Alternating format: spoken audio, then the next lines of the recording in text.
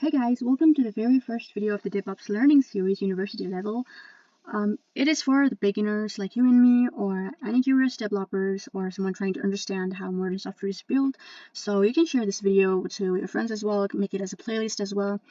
In today's video, I'm going to go with the basics first, and definition of DevOps, some basic stuff that you need to know, and why it exists, where does it fit in your work, and some core concepts that you need to understand, and some of the lessons, some of the terms you need to understand, and some practices, some hands-on practices that we'll be doing in the future. So first of all, what is actually DevOps? If you are in the development field, you may or may not have heard about it, but you have definitely used it. DevOps means development and operations, as you can see here. Development and operations. So these two terms combined together is DevOps. So development means, writing code, building features, and operations mean deploying, maintaining, and keeping systems running smoothly.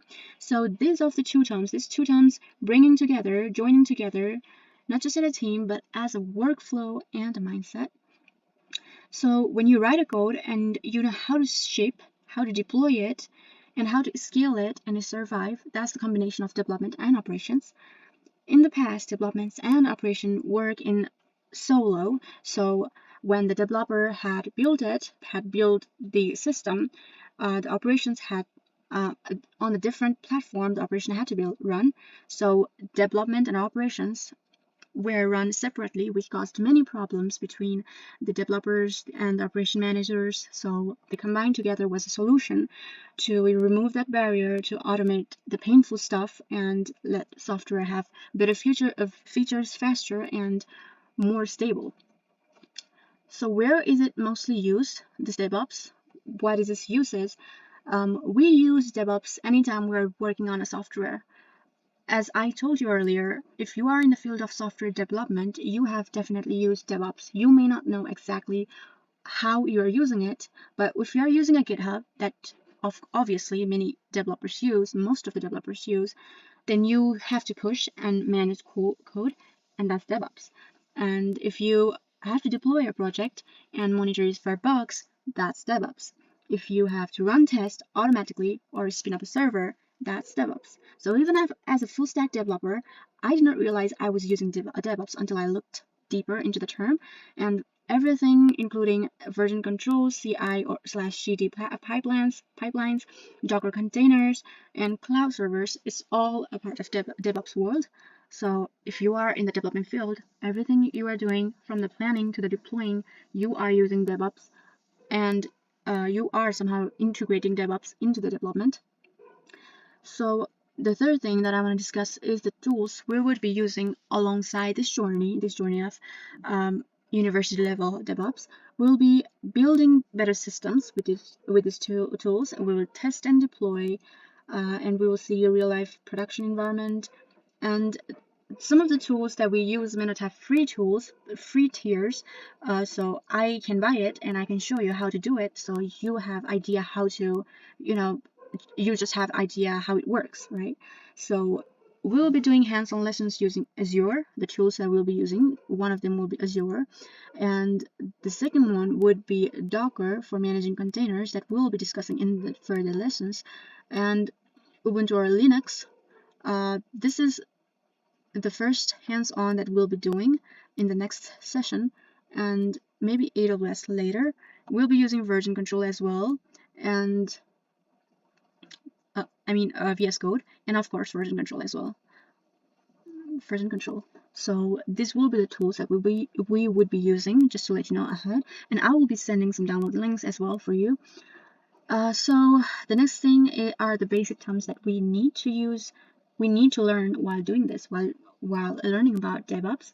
One of those things is localhost. We all know what localhost is. Even if you don't, then it simply means your computer, the laptop you're working with for hosting your softwares. And if I'm using this laptop, this is my localhost. If you are using your laptop or your computer, that is your localhost. Your own computer is your localhost. So it's IP. We all know it's IP. This IP you should know. You may have seen this IP, and this is the IP of the localhost. This usually comes up when you are deploying a project or you are launching a project on the browser. and it is used to test apps before putting them online. It's as simple as this. If you're using a Python, we use Django Python. We use, just for example, we use run server, and it will run the server on this IP address. So that's your localhost IP address. And if you have run a React or Flask server locally, that's your localhost in action. So the other thing that you need to know is networking, another term, another basic term. And networking, just like it sounds, is just connecting devices with each other. And yes, DevOps need networking tools to deploy servers and handle traffic and connect databases, to connect your computers together. All of these things, networking, as simple as the term seems, it's obvious that networking means connecting with other computers or devices, connecting with devices. The term makes it obvious.